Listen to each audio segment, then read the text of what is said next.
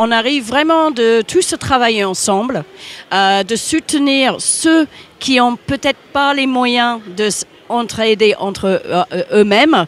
Et c'est que nous sommes obligés de vraiment prendre en compte toutes les difficultés de chaque situation, de chaque vie, et de travailler ensemble pour combler les besoins de tout le monde.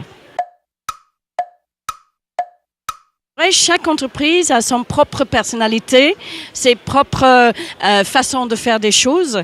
Et les entreprises avec qui j'ai travaillé, qui sont très, très solidaires entre eux, qui essayent d'offrir les employés et les familles et la communauté autour de l'entreprise, quand ils essayent de faire des initiatives qui aident la connexion entre les gens, c'est les entreprises qui réussissent le mieux.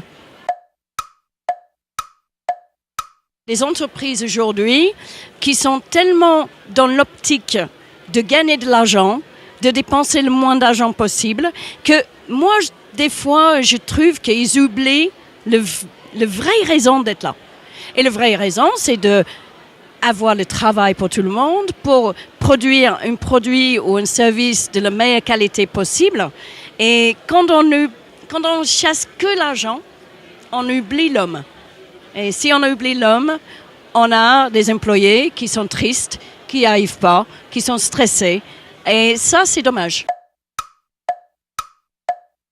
C'est de travailler ensemble, de se soutenir et d'être là un pour les autres. Une entreprise qui est à Bourbon-Lancy, FPT, eux, ils fabriquent les moteurs par Iveco, par exemple. J'ai eu la chance de travailler au sein de cette entreprise. Ils sont 1300 employés, beaucoup d'ouvriers, beaucoup de gens du coin. Et moi, je trouve que les actions qu'ils mettent à travers le comité d'entreprise, par exemple, les gens, ils veulent pas quitter cette entreprise. C'est les associations qui ont les actions et les missions très, très spécifiques pour aider les cibles différentes dans la communauté. Et ça, moi, je trouve que les associations ont besoin d'un coup de main pour qu'ils puissent embaucher. Vu que notre territoire est très, très rural, vu qu'on a les gens qui sont très isolés, qui sont très loin uns des autres, moi je trouve que oui, ça peut être le futur de notre territoire.